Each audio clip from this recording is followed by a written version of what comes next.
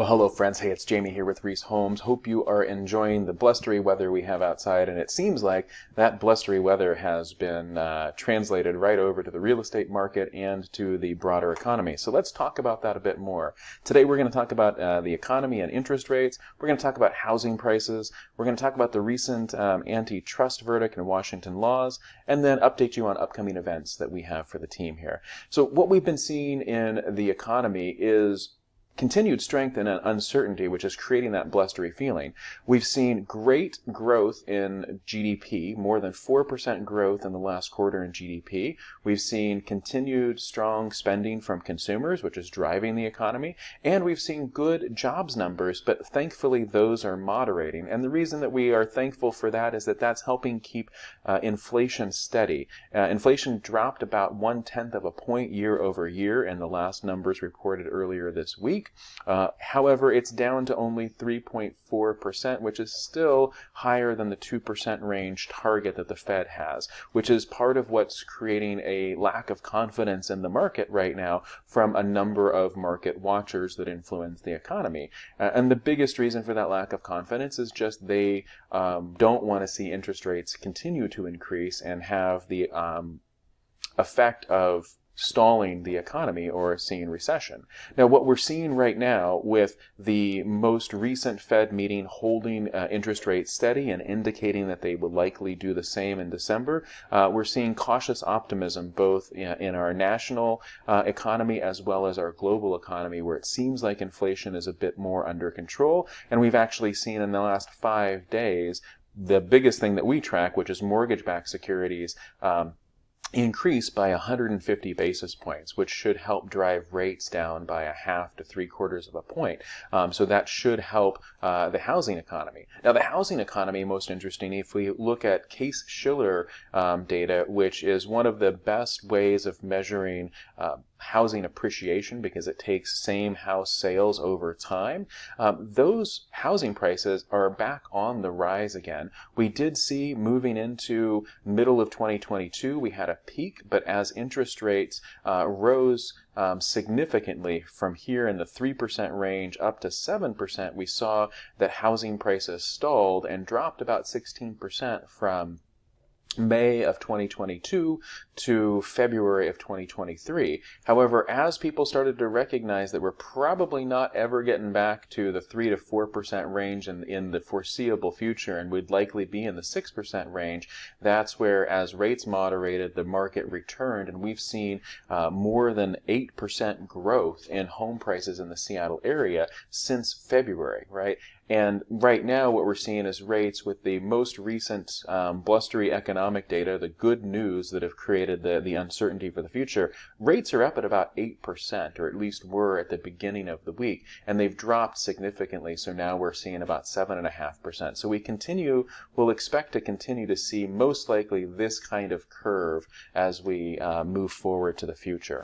Now let's talk about probably the biggest headline that has affected real estate in the last months, and that is the antitrust verdict that came out of a federal court in Missouri. This dealt specifically with how buyer brokers were paid, which customarily for more than the last 100 years, what has happened is buyer brokers have been paid by sellers. And the reason for this is that by doing so, buyers had to come up with less money to purchase their first home or their next home, which meant more buyers were in the market, which meant whenever you have more demand for a product, you're going to generally have a higher price for that. So it increased values for all. Now, part of that increase in value was likely building the commissions of a buyer broker into the price of the home. And we've explained that to our clients for many years now. As long as we've been in business, that's exactly what we've explained to clients. But what we find is throughout the nation, that education didn't translate to a number of other MLSs and state-run realtor associations. And people were just dismissing it, well, this is how it's done, so this is how you should do it.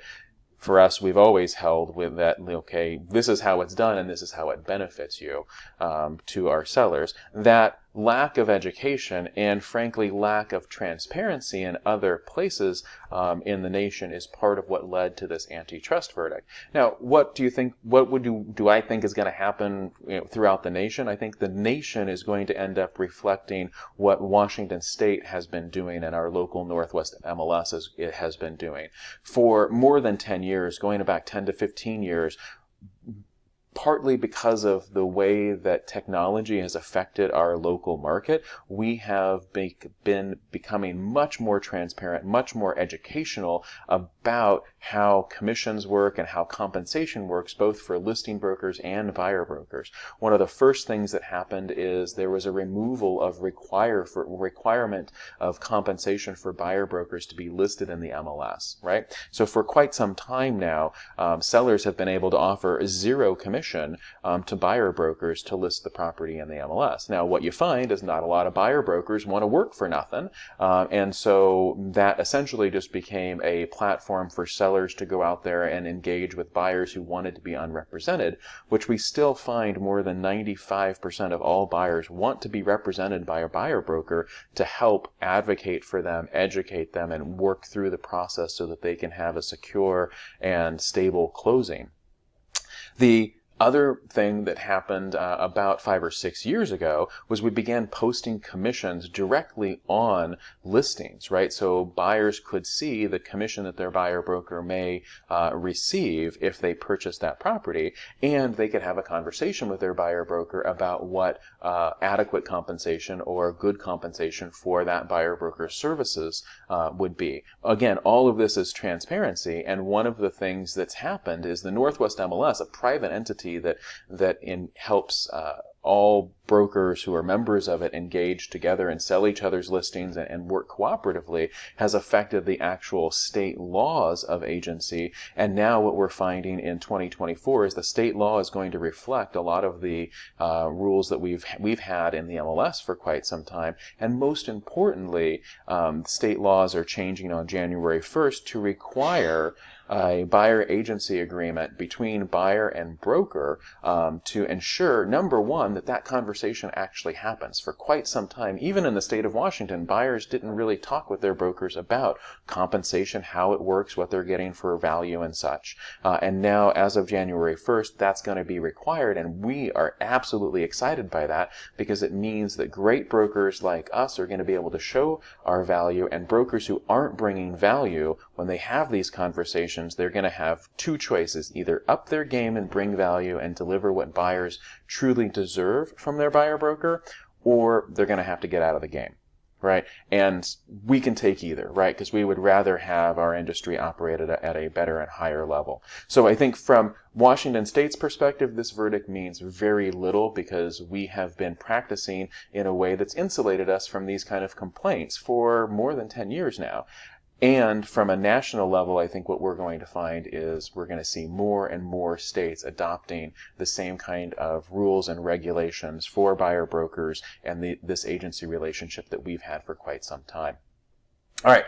Would love to talk with you about this at some of our upcoming events. So if you've got more questions about it, you can see us at the Holiday Movies and Santa Picture event coming up Sunday, November 26th. That's the Sunday after Thanksgiving. That's going to be again at the Edmonds Theater. We're going to have Santa Pictures, holiday movies, and snacks for you, and you can RSVP for that event at santa.reesehomes.com. And then the other thing that we're bringing back is Ask Us Anything. This time it's going to be virtual rather than being in a bar and things like that. We're going to make it easy for you to get there, bring your own drinks to your computer, and we're going to meet you and answer any question that you have about real estate. You can RSVP for that or ask questions that we can put into our agenda at aua.reesehomes.com. That's Ask Us Anything at .reesehomes.com. Thanks for watching. I know this was a longer video today. Hopefully this information was helpful for you in navigating this blustery autumn market, and we look forward to connecting with